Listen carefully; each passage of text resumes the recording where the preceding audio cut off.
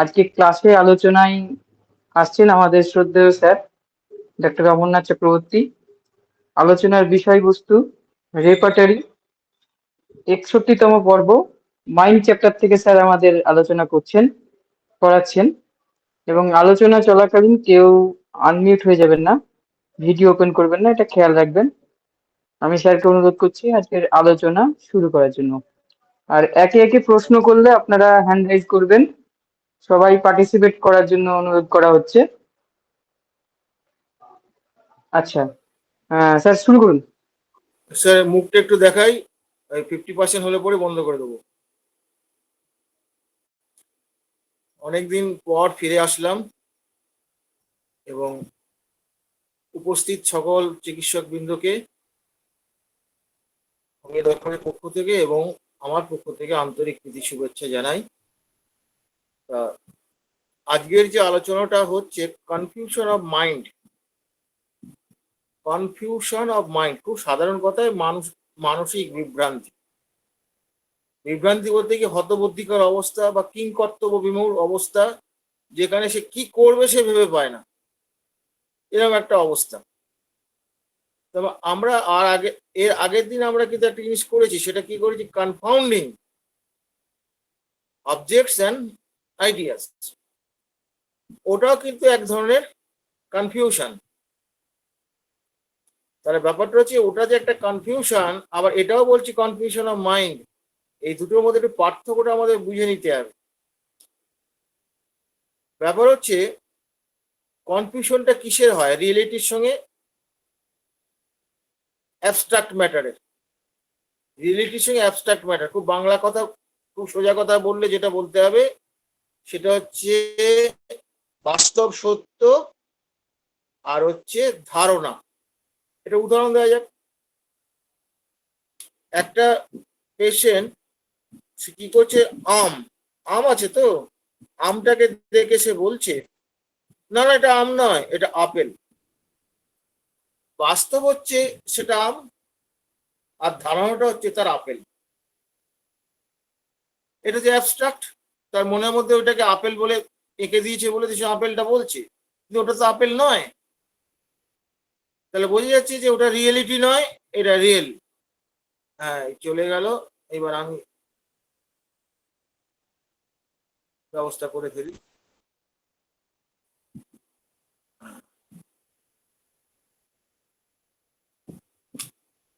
আচ্ছা, তাহলে তফাৎটা কোথায়? একটা তফাৎ আছে, সেটা হচ্ছে কি কনফাউন্ডিং যেখানে আছে সেখানে বলছে আম, আমটাকে সে আপেল বলছে, খুব সোজা একটা উদাহরণ দিয়ে বলছে, আমটাকে সে আপেল বলছে, কিন্তু পরক্ষণে সে ভাবছে আরে আমি আমটাকে আমি আপেল বলে ফেললাম, কেন, এটা কি করে বললাম। সে অবাক হয়ে যাচ্ছে, সারপ্রাইজ হয়ে যাচ্ছে, সে অবাক হয়ে যাচ্ছে। তাহলে ব্যাপারটা কি হলো, এই যে ব্যাপারটা যেটা কনফাউন্ডিং এর যে ব্যাপারটা যেটা, এটা কিন্তু মোমেন্টারি ব্যাপার, দেখো অল্প সময়ের জন্য হচ্ছে, অল্প সময়ের জন্য হচ্ছে এবং পরবর্তীকালে সে রেকগনাইজ করতে পারছে, বুঝতে পারছে আরে এটা তো আমি ভুল করে ফেলেছি। তখন সে নিজেই ভাবছে, আমরা এরকম অনেক সময় হয় না, ছোটখাটো ভুল করে ফেললে আঙুল কামড়াই, আমি এই ভুলটা কি করে করলাম রে বাবা। এরকম প্রত্যেকের জীবনে কিন্তু এই জিনিস ঘটে, সেটাকে কনফিউশন ধরবেন না করে। মানে সোজা কথা, এরকম যদি বারবার ঘটে তখন সেটা কনফাউন্ডিং এর আন্দারে আসবে, বা কনফিউশন, সোজা কথা কনফিউজিং আসবে। সেটা কনফাউন্ডিং হবে না কনফিউশন অফ মাইন্ড হবে, সেটা পরের বিষয়। তাহলে এই যে একটা দ্বন্দ্ব, এই যে একটা ভুল বোঝা, এটা একটা ভুল বোঝা তো। তার ফলে ব্যাপারটা হচ্ছে যে আপনি যখন একটা আম দেখছেন, সেটা বাস্তব চোখে দেখতে পাচ্ছেন, আপনার সেন্সেশন দিয়ে আমি বুঝতে পারছেন, যারা অন্ধ তারা হাত দিয়ে বুঝতে পারছে। কিন্তু ঘটনাটা হচ্ছে কি যে আমি সেটাকে আপেল বলছি, আপেল বলে পরক্ষণে আফসোস করছি আমি এই ভুলটা কি করে করলাম। দেখবেন নিজের জীবনে প্রত্যেক জীবনে এরকম অবাক কাণ্ড হয়, কিন্তু করে ফেলে তখন কি করে করলাম, এরকম একটা ব্যাপার হয় কিন্তু প্রত্যেক জীবনে। এবং এটা যদি বারে বারে হয় তখন এটা কনসিডারেশনের ব্যাপারে আসবে, আদারওয়াইজ আসবে না। আচ্ছা, আমার কথা কি শোনা যাচ্ছে পরিষ্কার?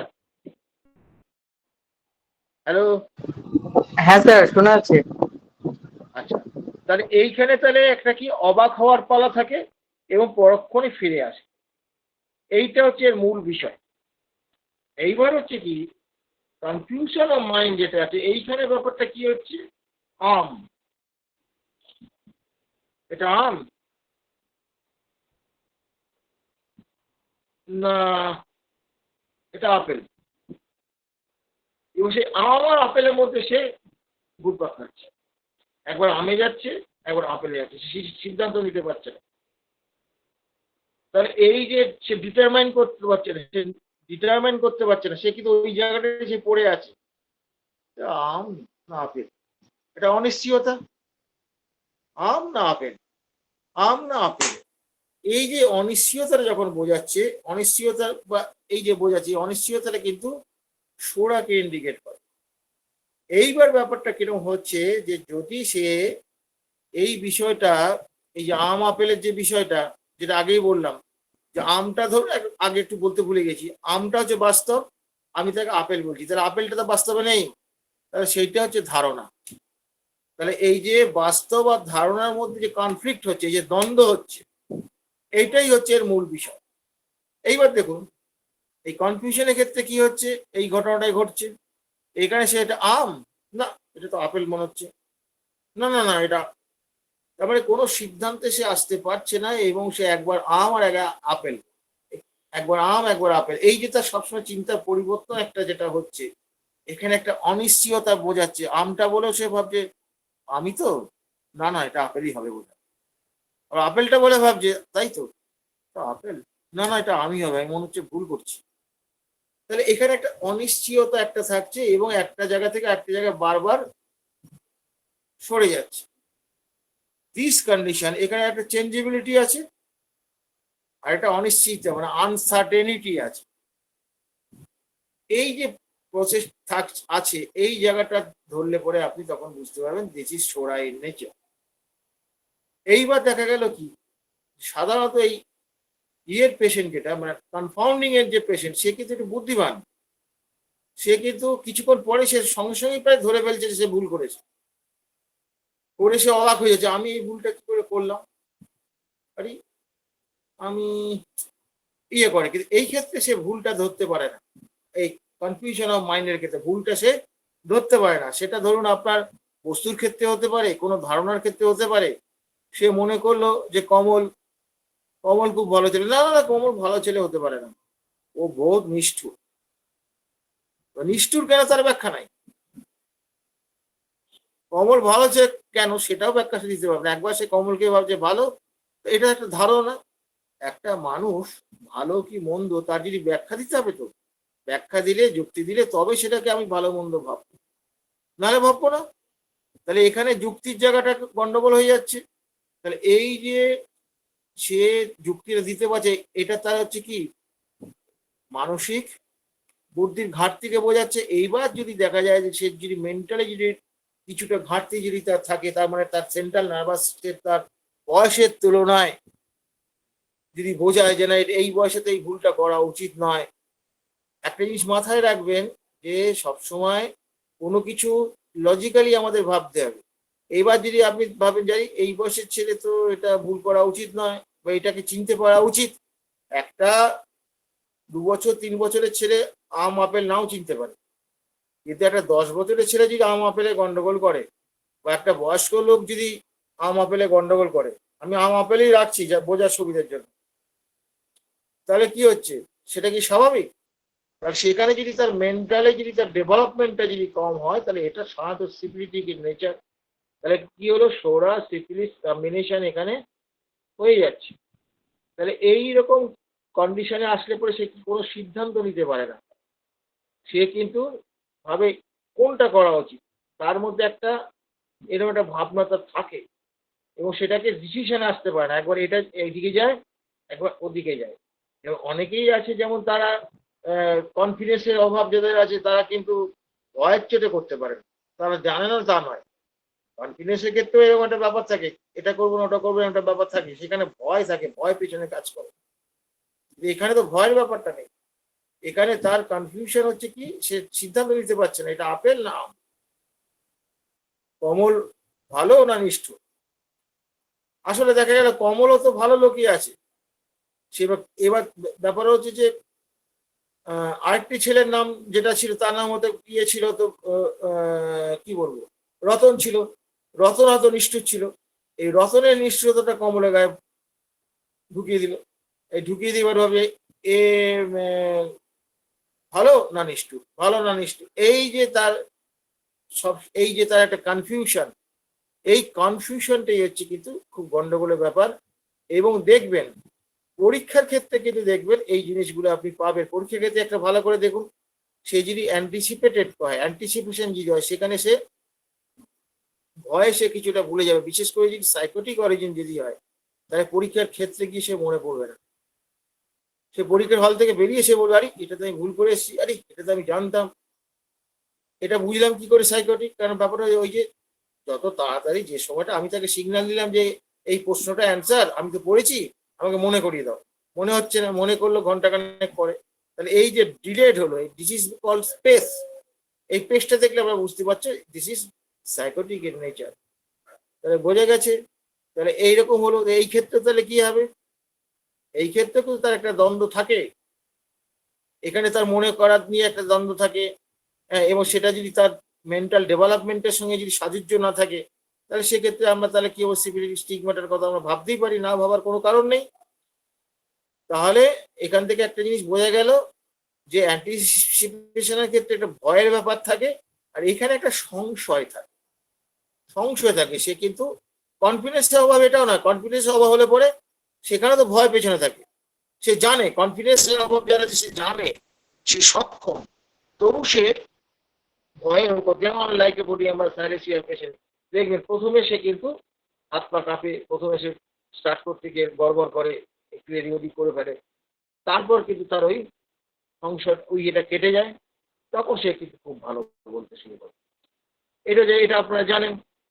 মেডিকেল পেশেন্ট যদি হয়, সে আগে থেকেই সে হাত পা কাঁপতে শুরু করবে, কারণ তার তো কাজ হচ্ছে কি, যখন থেকে সে বক্তৃতা দিতে যায় সন্ধ্যেবেলায়, তার কদিন আগে থেকেই বক্তৃতা দিন রাত তার মনের মধ্যে চলছে, এই করতে ওই করতে, প্রিপারেশন আলাদা জিনিস, আর আতঙ্ক ভয়ে এইটাকে জপ করা এটা অন্য জিনিস।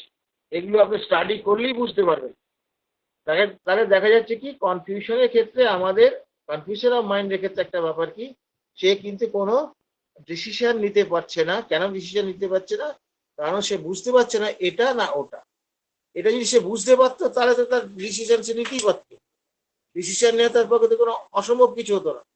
তাহলে এই যে বিভ্রান্তি যেটা, এই বিভ্রান্তি কিন্তু একটা, আপনি দেখবেন ওর মধ্যে বিভ্রান্তি আছে, সে একটা জানার পথ আছে ওর মধ্যে, দেখতে পাবেন জানার রাস্তা, যে রাস্তাটা সে জানতো, ওইখানে এসে সে আর রাস্তাটাকে চিনতে পারছে না, বা মনে করতে পারছে না অন্য জিনিস, সেটা মেমোরি লস অফ হয়ে যাচ্ছে, সেটা ওটা আলাদা গিয়ে আছে, স্ট্রিটের নাম ভুলে যাচ্ছে বা নোন প্লেসে ভুলে গেছে, ওটা কিন্তু মেমোরি লস, ওটা আলাদা জিনিস চলে গেল।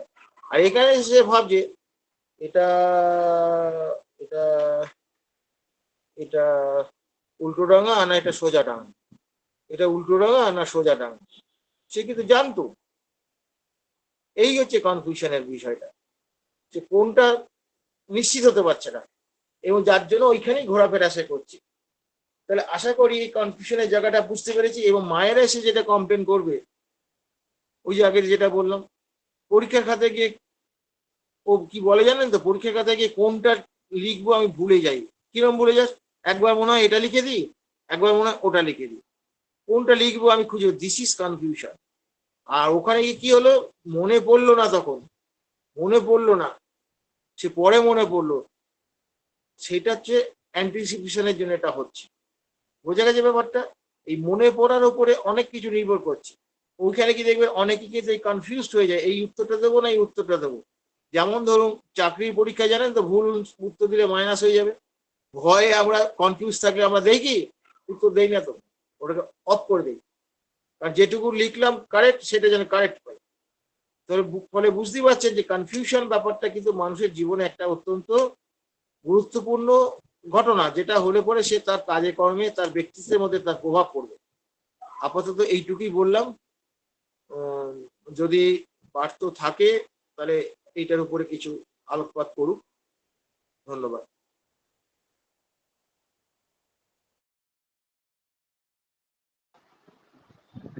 হ্যাঁ স্যার, আমাদের মাঝে পার্থপ্রদীপ স্যার আছেন। স্যার শোনা যাচ্ছে? স্যার যদি কিছুটা অ্যাড করেন আজকের টপিকের উপর। হ্যাঁ, আসলে এইটা যে জিনিসটা সে ভালোভাবে চেনেনি সেই ব্যাপারে কনফিউশন তার থাকতে পারে। এটাকে আমরা একটা রুব্রিক বা সিমটমস হিসেবে ধরবো না, কিন্তু একটা জানা জিনিস যদি তার সেটা নিয়ে স্যার কনফিউশন মানে কি যে দ্বিধাগ্রস্ত হচ্ছে, এটা ঠিক না বেঠিক, ঠিক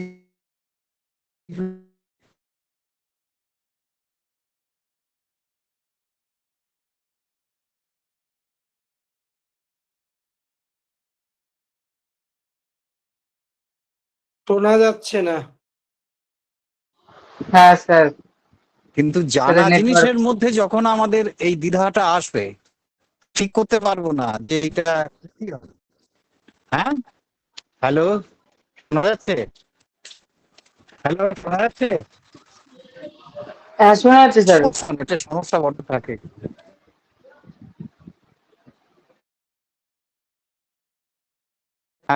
হ্যালো, হ্যালো, হ্যাঁ স্যার শোনা বলুন, যাচ্ছে কি? শোনা যাচ্ছে। হ্যাঁ শোনা যাচ্ছে। শোনা হ্যাঁ যাচ্ছে, তুই বল। বলছি, হ্যাঁ, যখন আপনার একটা জানা বিষয় নিয়ে যখন আমরা দ্বিধাগ্রস্ত হব, ঠিক করতে পারছি না,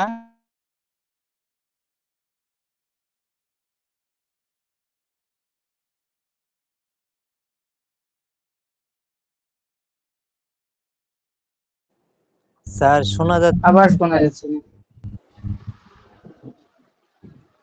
স্যার, শোনা যাচ্ছে না, নেটওয়ার্কে খুব অসুবিধা ওই হয়েছে। অবাক কখন থেকে সেই সময় এই জিনিসটা হয়। ঠিক আছে, আমি স্টেশনে এসেছি মেয়েকে নিতে, আপাতত রাখছি, আচ্ছা, আমি মেয়েকে নিয়ে বার হবো এখনই। হ্যাঁ, আর যদি কারো এখানে স্বপন ঘুরে স্যার আছেন,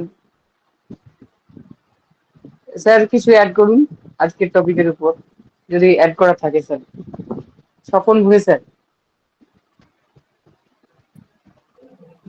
না, আমি কিছু অ্যাড করছি না, আমি শুনছি।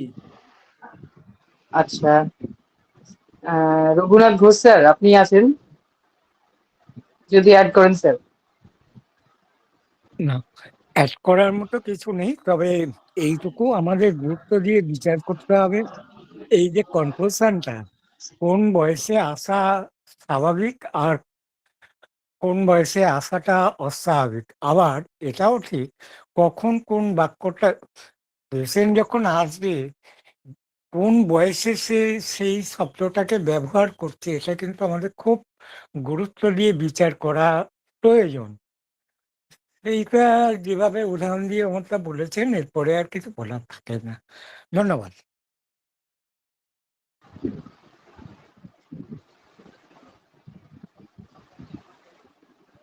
স্যার শুরু করুন।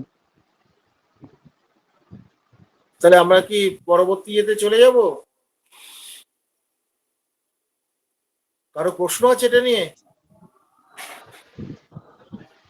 এটা বুঝতে পারিনি এমন কেউ আছে কি এই বিষয়টা নিয়ে প্রশ্ন করছে, এটা নিয়ে আলোচনা করলাম?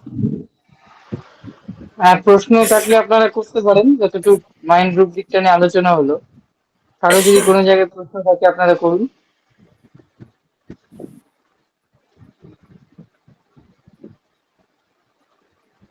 না স্যার, প্রশ্ন তো ইনবক্সেও নেই, কেউ করছেও না। আচ্ছা, তাহলে আমরা এবার রুব্রিক হান্টিং এ চলে আসব এবং আমার শিক্ষাগুরু ডাক্তার কেশি দাসের বই থেকেই আমি আলোচনা করব, কারণ তার কাছেই তো আমরা শিখেছি। আমি বলুন বা এই পার্থ বলুন, আমরা বছরের পর বছর আমরা শিখেছি তার কাছে, একদিন দুদিন নয়। কার কথা আওয়াজ আসছে কার? আচ্ছা, স্যার মিউট করে দিয়েছি। হ্যাঁ মিউট করে দাও, মিউট করে দাও ওটা। আচ্ছা, তাহলে আমি শুরু করে দিচ্ছি আবার। হুম, সেটা হচ্ছে, এটা কিন্তু সবাইকে অংশগ্রহণ করতে হবে, অংশগ্রহণ না করলে তো লাভ নেই কিছু। মুখের তামাটে আস্বাদ, আমরা স্বাদ বলি কারণ স্যার তো অনেক পুরোনো মানুষ, তো তখনকার বাংলা ভাষাটা আস্বাদ কথাটাই বলা হতো। আর আমার বাবার মুখেও এটা শুনেছি, আস্বাদ ঠিক পাচ্ছিস তো, এরকম বাবা বলতেন। আমরা বলতাম স্বাদ পাচ্ছি, হ্যাঁ স্বাদ পাচ্ছি, আমরা আটা যোগ করতাম না।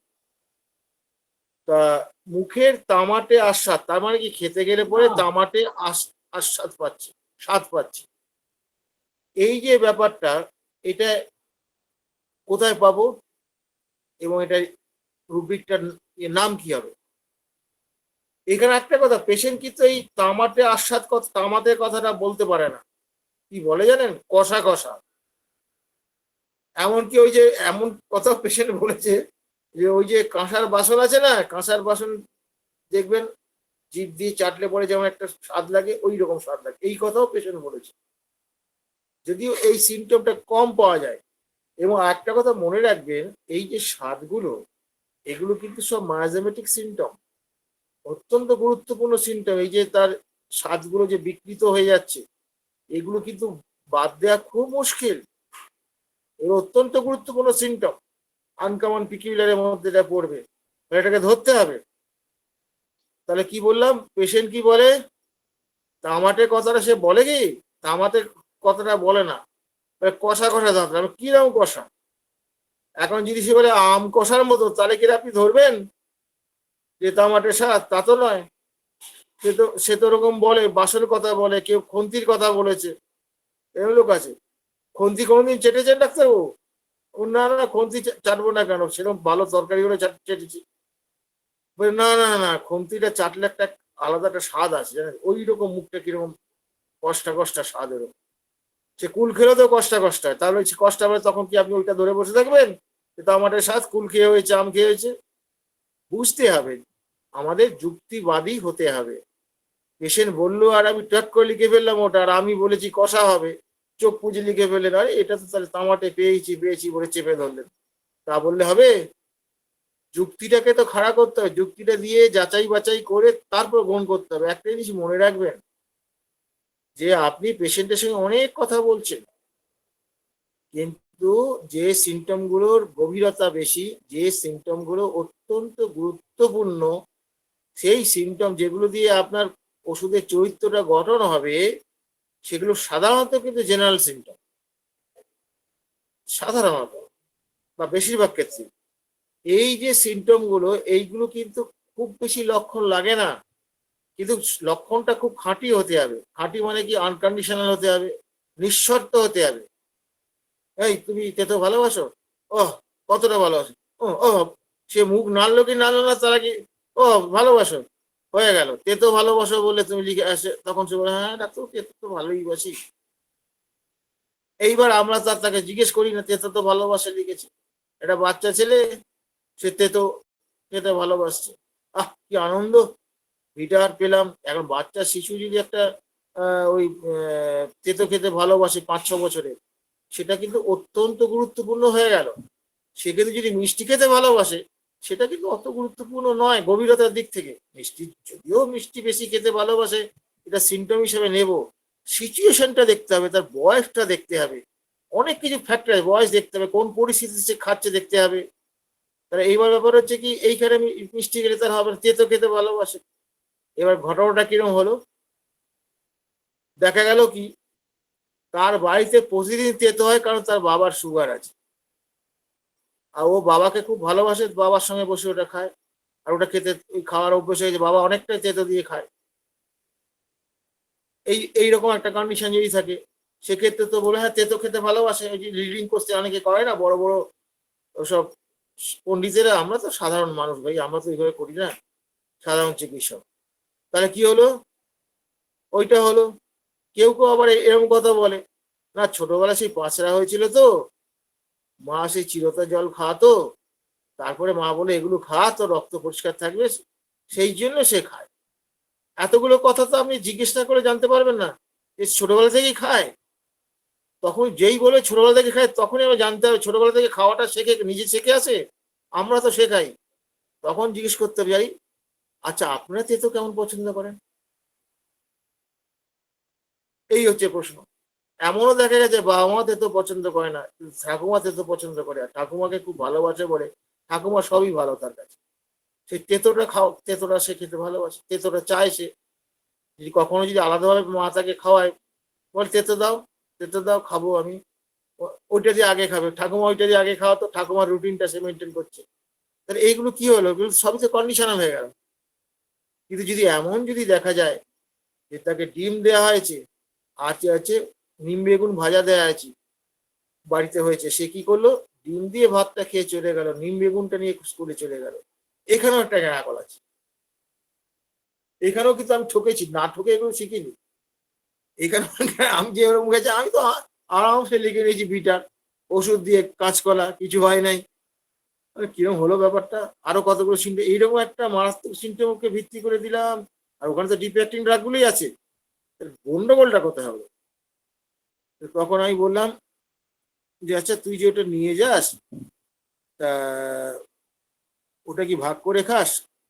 বলে ভাগ দিতে হবে না বলেই তো ওটা নিয়ে যাই, খেতে হলে পরে। ডিম নিয়ে গেলে তো সবাইকে ভাগ দিতে হবে, ডিম আমার খুব প্রিয়।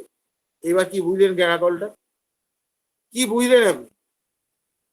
তাহলে বুঝতে পারছেন যে এই যে রেকর্ড করা, পেশেন্টকে যে এই যে কি কায়দায় কৌশলে জিজ্ঞেস করে কথাটাকে বার করা, এইটা যদি আপনি না শিখতে পারেন, সিমটম মুখস্থ করে কি হবে?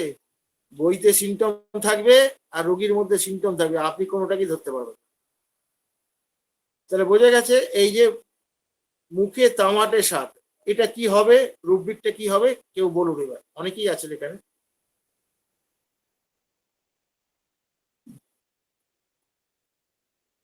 টেস্টে মানে মাউথে হচ্ছে টেস্টের মধ্যে কপার। ইয়েস, কে বললেন? আমি শরাফত বলছি। থ্যাংক ইউ, খুব সুন্দর হয়েছে। পাতাটা বলে দেন। ও আমি তো আন্দাজেই বললাম স্যার, তৈরি করে দেখি তাহলে দাঁড়ান। তাহলে রেপার্টারি নিয়ে বসেননি কেন? এটা কি ঠিক হয়েছে না অপরাধ হয়েছে? না না রেপার্টরি আছে স্যার, দেখছি আমি।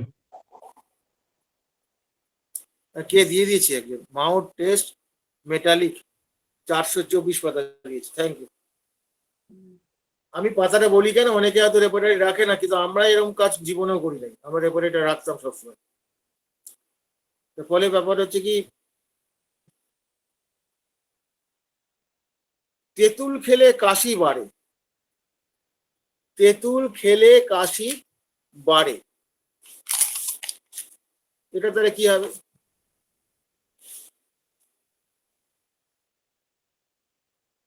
তেঁতুল খেলে কাশি বাড়ে, এটা বহুত মজা।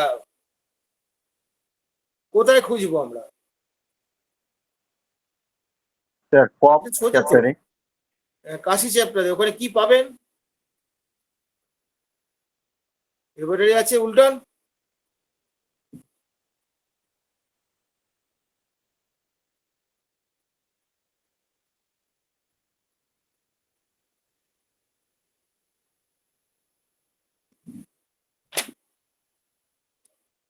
কাপ উল্টেছেন, উল্টে আবার দেখুন কোথায় খুঁজবেন।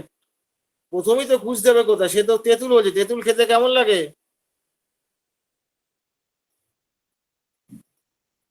তেঁতুলের স্বাদটা কেমন? স্যার সাধারণত সাওয়ার। সাওয়ার। তাহলে ওখানে আমরা গিয়ে সাওয়ার পাবো, ওখানে দেখুন কি আছে, দেখুন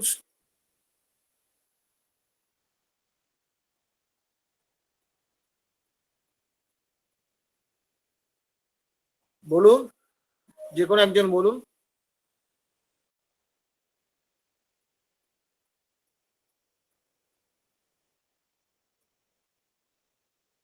সাওয়ার কি আছে?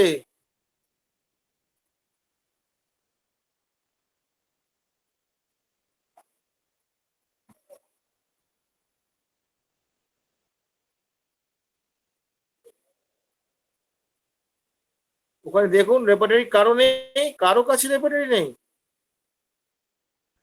স্যার শাওয়ার ফুড ফ্রম হবে স্যার।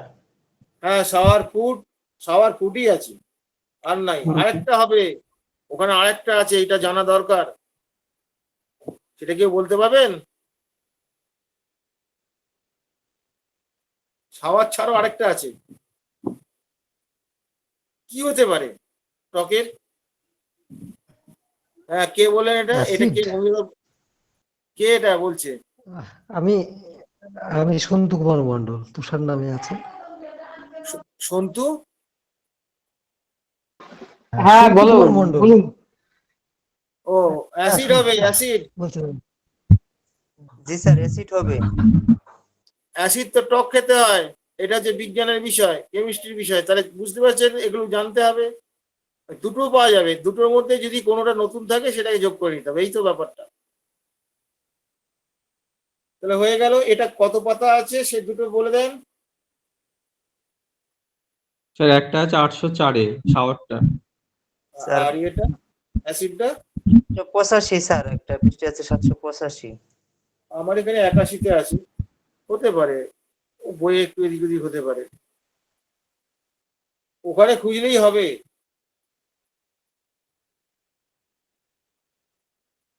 কষ্ট বাড়ে বিদ্যুৎ ঝড়ে,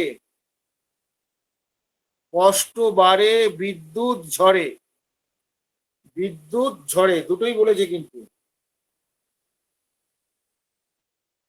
বিদ্যুৎও থাকতে হবে, ঝড়ও থাকতে হবে। খুব মাইন্ডলি খেয়াল করুন, শুধু বিদ্যুৎ চমকালে সেখানে থান্ডারস্টর্ম হয়ে যাবে। পরিষ্কার হয়েছে?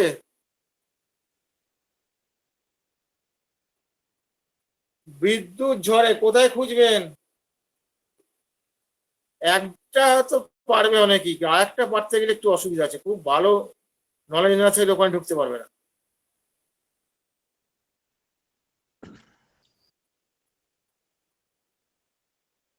বলুন যে কেউ।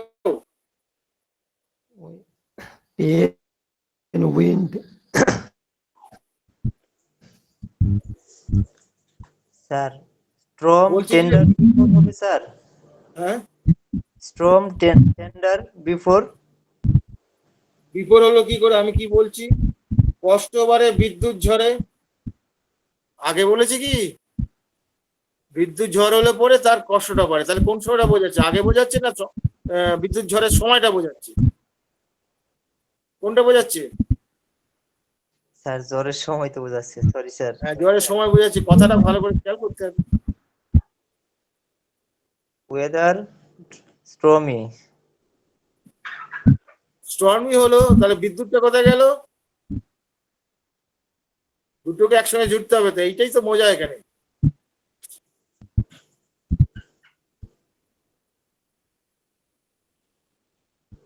এটা একটু কঠিন আছে, নেই তা না, এটা বেশ কঠিন আছে। Tender storm.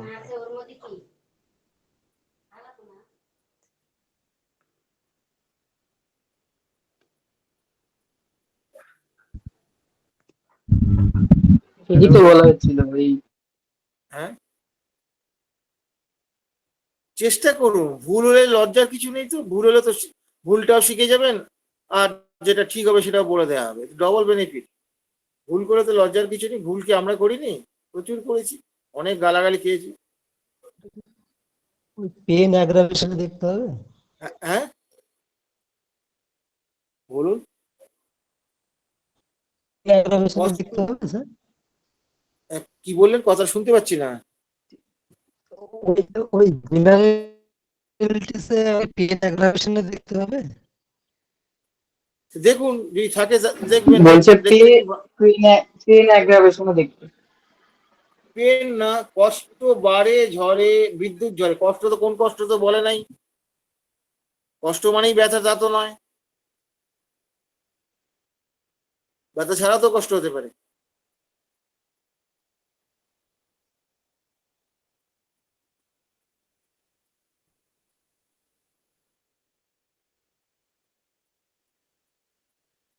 তাহলে কষ্ট বাড়ে বিদ্যুৎ ঝড়ে, বিদ্যুৎ ঝড়ে, বিদ্যুৎ ঝড়ে দুটোই থাকতে হবে ওর মধ্যে। ঝড় মানে স্টর্ম, আর বিদ্যুৎ হলে কি হবে? বিদ্যুৎ ইংরেজিতে কি? থান্ডার। থান্ডার বা থান্ডার স্টর্ম। ঠান্ডা। থান্ডার, তাহলে কি এই দুটোই থাকতে হবে, তো না থাকলে তো হবে না।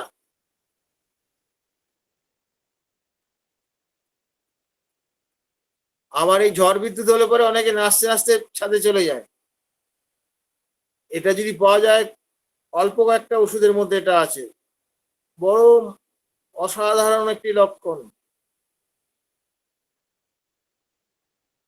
এতে ভয় পাওয়াটা খুব অস্বাভাবিক নয়, যে আনন্দে নাচতে নাচতে চলে যাচ্ছে। ওরে বাবারে, এরকম সিমটম পেলে আমাদের তো বেশি সময় লাগবে না প্রেসক্রিপশন করতে। এই মডালিটিসটা মারাত্মক একটা মডালিটিস। ছাদে চলে যাচ্ছে ঝড়ের মধ্যে।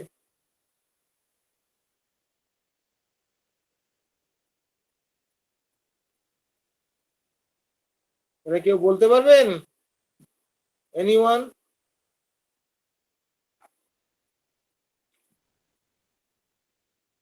কেউ চেষ্টা করতে পারছেন?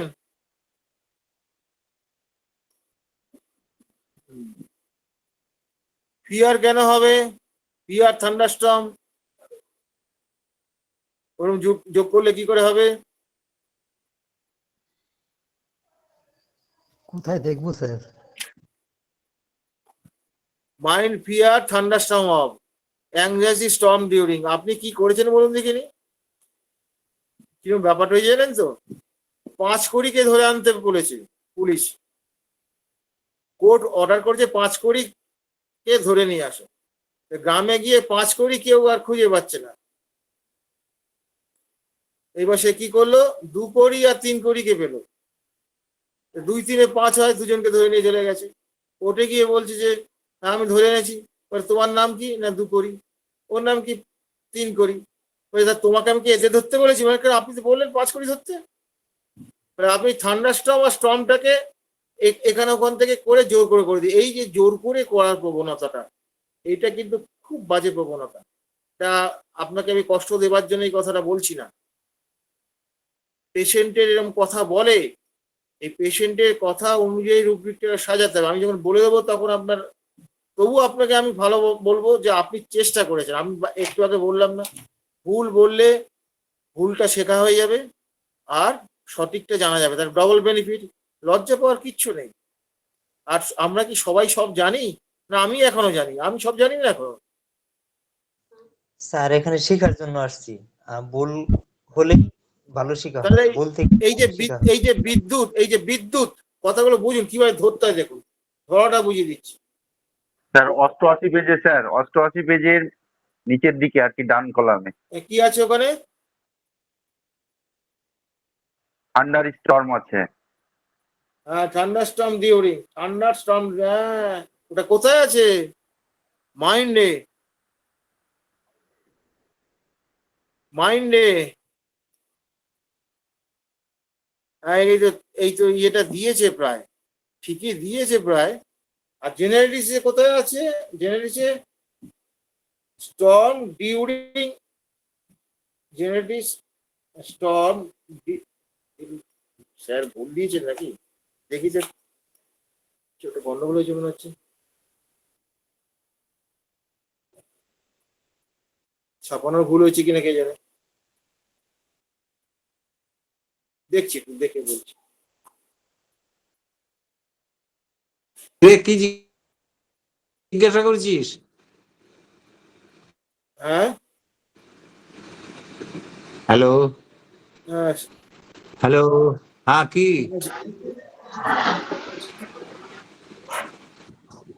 কষ্ট বাড়ে ওখানে দুটোই বিদ্যুৎ আছে। ঝড়ে। হ্যাঁ স্যার, ওখানে দুটোই আছে, বিফোর এবং ডিউরিং দুটোই আছে। ওটা জেনারেলিটিস, ওটা না ওটা জেনারেলিটিস হ্যাঁ, জেনারেলিস স্টর্ম জেনারেলিটিস। ডিউরিং। হ্যাঁ হয়েছে, ওটা ওটা হয়ে গেছে। হ্যাঁ, ওটা হ্যাঁ হয়েছে, কিন্তু ওটা থেকে মাইন্ডটা আরো বেশি ক্লিয়ার দেওয়া আছে। ওখানে স্টর্ম এবং থান্ডারস্টর্ম দুটোই বলা আছে ওখানে।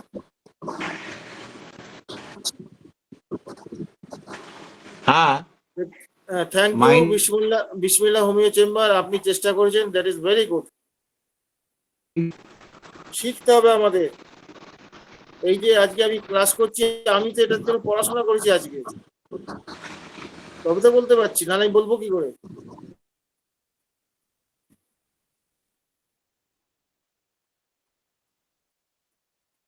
আচ্ছা, এটা গেল। এরপরে আছে প্রফুল্লতা। প্রফুল্লতা মানে কি বোঝেন? এটা বাংলা খুব ভালো গল্প কথা। প্রফুল্লতা মানে কি? একটা সহজ বাংলায় এর ইয়েটা বলুন, বাংলাটা প্রফুল্লতা। আনন্দদায়ক। হ্যাঁ, ওই টাইপেই আনন্দ এক মানে তার মুখটা আনন্দে ভরপুর দেখাচ্ছে আর কি, এই অর্থে আর কি। আনন্দে ভরপুর হয়ে আছে।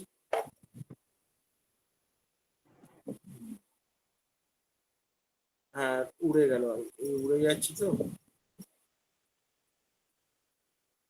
মাইন্ড ফিয়ার থান্ডারস্টর্ম এটা তো আছে। ওটা হচ্ছে বিদ্যুৎ চমকালে, পেশেন্ট বলে বিদ্যুৎ চমকালে। মাইন্ড ফিয়ার ওটা হলো স্টর্ম, ওটা আবার আলাদা। কিন্তু ঘটনা হচ্ছে কি জানেন তো, বিদ্যুতের সঙ্গে সাধারণত ঝড়ের সঙ্গে বিদ্যুৎ চমকায়, সাধারণত এটা ব্যতিক্রম হয় না। সেই জন্য এই সিমটমটা নিতে গেলে দুটোকেই পাশাপাশি রাখার চেষ্টা করতে। এটা হচ্ছে ব্যবহারিক কথা বললাম, প্র্যাকটিক্যাল কথাটা বললাম। এটা এটা বইয়ে তো ওইভাবে নেই। যদি কোনো পেশেন্ট যদি বলে আমি ঝড়কে ভয় পাই না, বিদ্যুৎ চমকাকে ভয় পাই, যদি পেশেন্ট যদি আওয়াজকে যদি ভয় পায় সেই জন্য যদি হয়, তো ভয় হবে। সাউন্ড অ্যাগ্রাভেশন হয়ে যাবে, সেন্সিটিভ টু সাউন্ড হয়ে যাবে। তাহলে বুঝতে পেরেছেন, বিদ্যুৎ চমকালেই আপনি লিখে রাখলেন ফিয়ার অফ থান্ডারস্টর্ম, ভুল করে ওটা করবেন না। আচ্ছা যদি আস্তে করে, যদি খুব জোরে যদি না পড়ে, অনেকটা দূরে যদি আপনার বিদ্যুৎটা যদি পড়ে, বলে না না কাছাকাছি পড়লে ভয় লাগে। কি ভয় লাগে বলো, কি শব্দ, ওরে বাবারে। এইটা যখন সে বললো তখন আমি বুঝতে পারলেন যে এটা ফিয়ার অফ থান্ডারস্টর্ম হবে না। আপনাদের এই জায়গাগুলো আমি কোন জায়গাগুলো মানে আপনাদের বোঝাতে চাইছি, ধরতে পেরেছেন? আচ্ছা বিসমিল্লাহ হোমিও হল, আপনি কি বুঝতে পেরেছেন আপনাকে কোন জায়গাটাই এখন বলতে চাইছি আমি? হ্যালো স্যার, বলুন। জি স্যার। আপনি বুঝতে পেরেছেন কোন জায়গাটা আমি হাইলাইট করছি?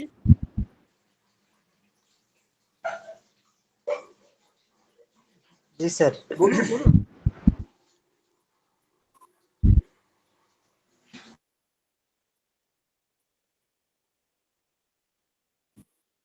পেশেন্ট বললো বিদ্যুৎ চমকালে আমার মারাত্মক ভয় করে, আমরা কি লিখি?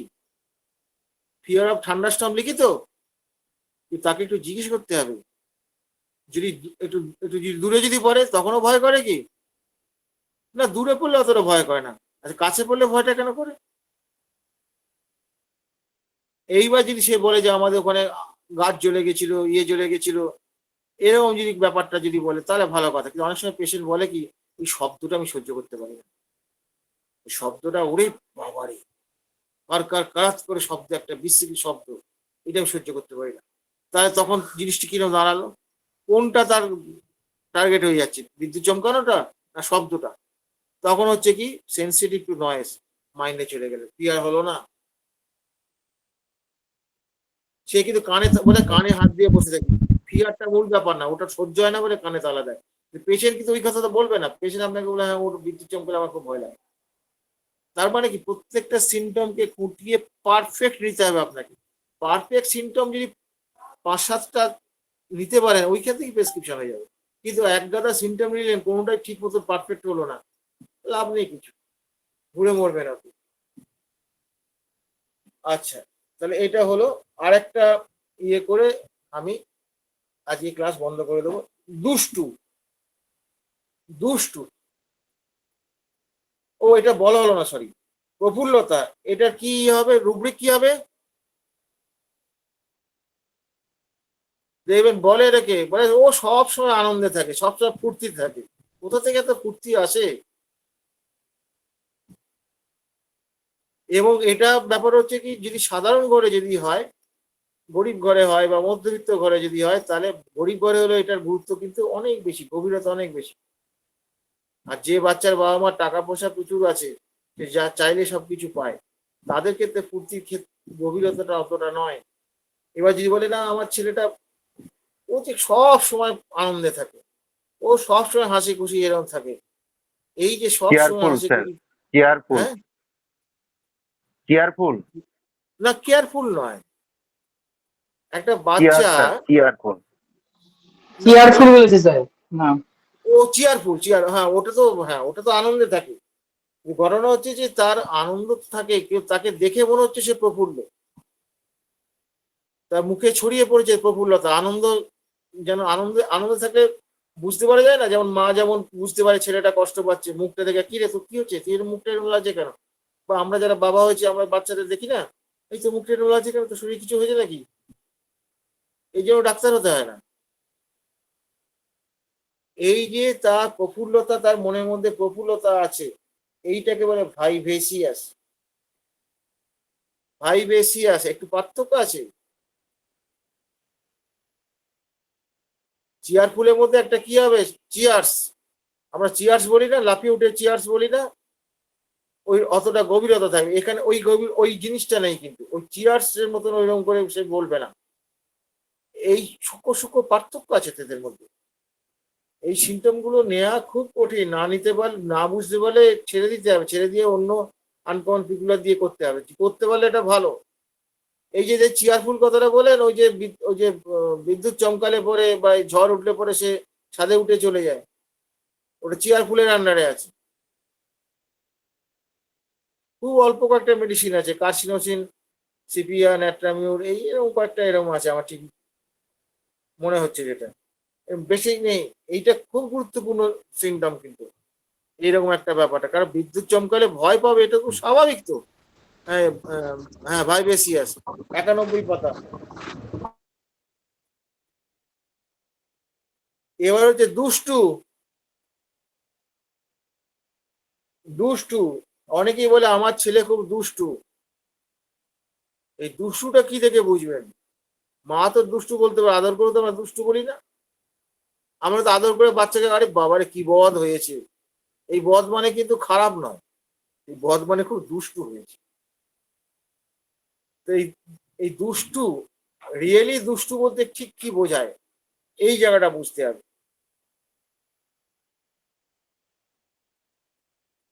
এখানে একটু ভেবে বলুন, দুষ্টু বলতে কি বোঝায়? বাচ্চা ছেলে যে দুষ্টু, যেটা আমরা দুষ্টু বলতে যেটা বোঝাই, সেটা তার প্রাণবন্ত ভাব। একটা শিশুর মধ্যে প্রাণবন্ত ভাব, এটা দেখতে পাই, এটা স্বাভাবিক। দুষ্টু, এই বাচ্চাকে দুষ্টু কখন বলবো? যেটা নটোরিয়াস বলে, ইংরেজির নটোরিয়াস কথাটা আপনারা শুনেছেন। আবার অনেকে ডেঞ্জারাস, ওরে বাবা ও ধানি লঙ্কা, ডেঞ্জারাস ছিল। এই হচ্ছে দুষ্টু। এই দুষ্টুটা তাহলে কি দিয়ে বুঝবো, কোন ভাষা, মায়ের কোন কথা থেকে বুঝবো আমরা? বাচ্চাদেরকে যেটা দুষ্টুর লাগে মধ্যে এটা। হ্যাঁ, দুষ্টুর মধ্যে কোনো ক্ষতি থাকবে না। এমনি আমরা যেটা সাধারণ দুষ্টু বলতে বলি, যেটা সেইটার মধ্যে ক্ষতি চঞ্চল, থাকবে না, ক্ষতির হ্যাঁ মোটিভেশন চঞ্চল থাকে না। টাইপের, হ্যাঁ চঞ্চল। ওইটা মোটিভেশন থাকে না। ওইটা, ওই দুষ্টুটা হচ্ছে আমরা সাধারণ দুষ্টু, হুম। ওটা কোনো সিস্টেমের মধ্যে আসবে না। কিন্তু একটা বাচ্চা, 4 বছরের বাচ্চা আছে, সে কি করলো, হ্যাঁ, ওই বাবার বন্ধুর সঙ্গে কথা বলছে, বলতে বলতে সে কি করলো, পকেটের মধ্যে একটা আরশোলা দিয়ে দিল, বোঝা গেছে, এইটা করলো। এবার দেখা গেল কি, বলে আর কি করে, ওর বাবা হচ্ছে মাছের মাথাটা খেতে ভালোবাসে, ওইটাকে ইয়ে দিয়ে দেবে, ওই জিভ দিয়ে দেবে। জিভ দিয়ে দিলে কি হয়, ওর বাবা হারগিজ খাবে না। এই যে সিমটমটা অযাচিত ভাবে পেয়ে গেলেন, তাহলে দেখুন ও জিভ দিয়ে দিচ্ছে, এটা কখন দিচ্ছে, ওটা দিয়ে দিচ্ছে। ওই এইগুলো যে দুষ্টু, এখানে এখানে একটা দেখতে হবে, সে দুষ্টুমি করছে, ওটা দুষ্টুমি করছে, লোভের জন্য করতে পারে, এইগুলো বুঝতে হবে। সে দেখা গেল তার বোন আছে, বসে আছে, পেছন দিয়ে সে চিমটি কেটে পালিয়ে গেল, ঠিক আছে। এবার হচ্ছে কি, তার মা বসে আছে, কাছে গেল, কি হয়েছে বাবা, কি হলো, কিছু না, মাকে একটু জড়িয়ে দিল, কানটা কামড়ে দিয়ে চলে গেল। এইগুলো যে দুষ্টু, এটাকে উইকেট ডিসপোজিশন বলে, এটা আপনি পাবেন। এগুলো বাচ্চা কমপ্লেন করে, বাচ্চার মা কমপ্লেন করে, ও লোকজন মানে না, এরকম করে ফেলে। তাহলে উইকেট মানেটা কি বোঝাতে পেরেছি? আমরা যে দুষ্টু বলি, সেই দুষ্টুটা কিন্তু এখানে হ্যানিম্যান বলেন নাই। আমাদের দুষ্টু কথার মধ্যে একটা আদর থাকে তো লুকিয়ে, আদর থাকে না, একটা স্নেহ থাকে না লুকিয়ে। এগুলোকে বাংলা কথায় বদমাইশি করা বলে। এইটা করে সে মজা পায়।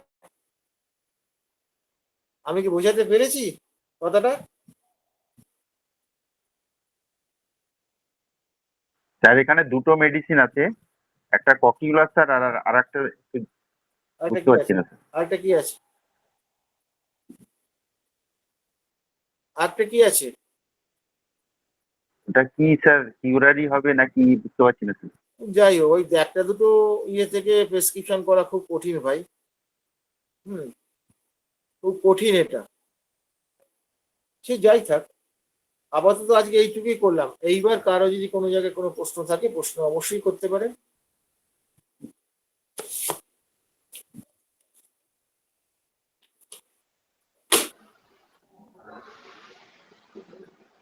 আচ্ছা, যতটুকু আলোচনা হলো আজকে, আমাদের যতটুকু আলোচনা হলো, কারো যদি কোনো জায়গায় কোনো প্রশ্ন থেকে থাকে আপনারা করুন, স্যার আছেন এখন। আবার একটু দেখা দিই, কারণ শেষ হয়ে গেল তো।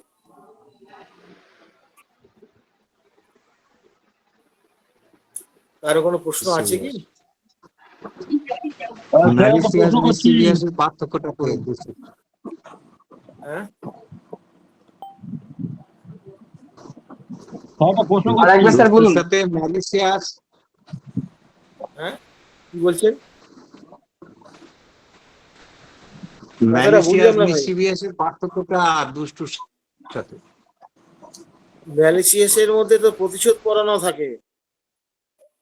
ম্যালিসিয়াসের মধ্যে প্রতিশোধ পরানো থাকে, এখানে প্রতিশোধ পরানো তো নয়। এটা প্রতিশোধের বিষয় নয় এটা, এই দুষ্টুমিটার মধ্যে।